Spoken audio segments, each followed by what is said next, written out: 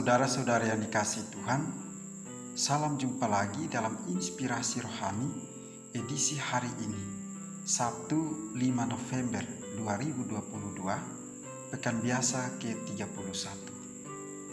Marilah berdoa. Dalam nama Bapa dan Putra dan Roh Kudus. Amin.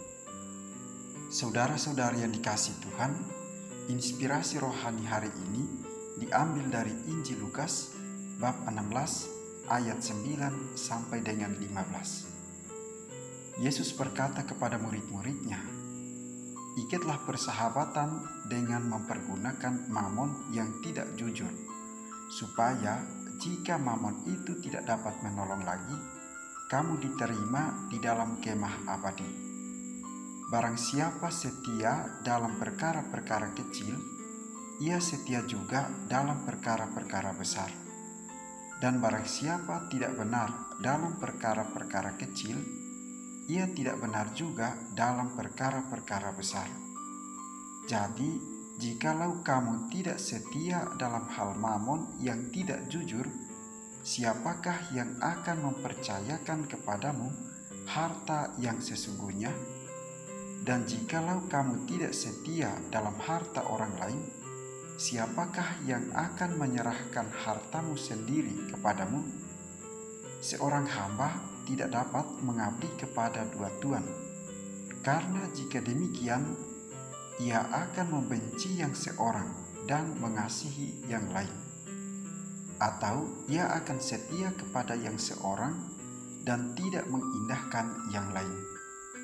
Kamu tidak dapat mengabdi kepada Allah dan kepada Mammon." Semuanya itu didengar oleh orang-orang Farisi, hamba-hamba uang itu, dan mereka mencemoohkan dia. Lalu ia berkata kepada mereka, "Kamu membenarkan diri di hadapan orang, tetapi Allah mengetahui hatimu.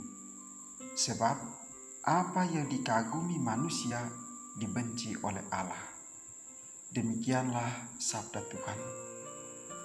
Saudara-saudari yang dikasihi Tuhan, kisah Injil hari ini mengajak kita untuk senantiasa setia dan tekun dalam hal-hal kecil dan sederhana.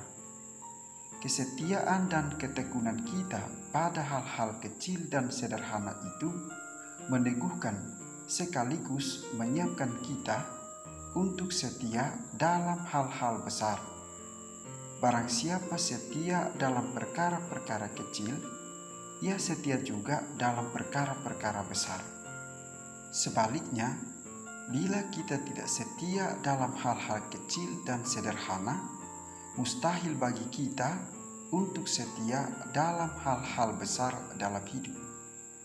Dan barang siapa tidak benar dalam perkara-perkara kecil, ia tidak benar juga dalam perkara-perkara besar.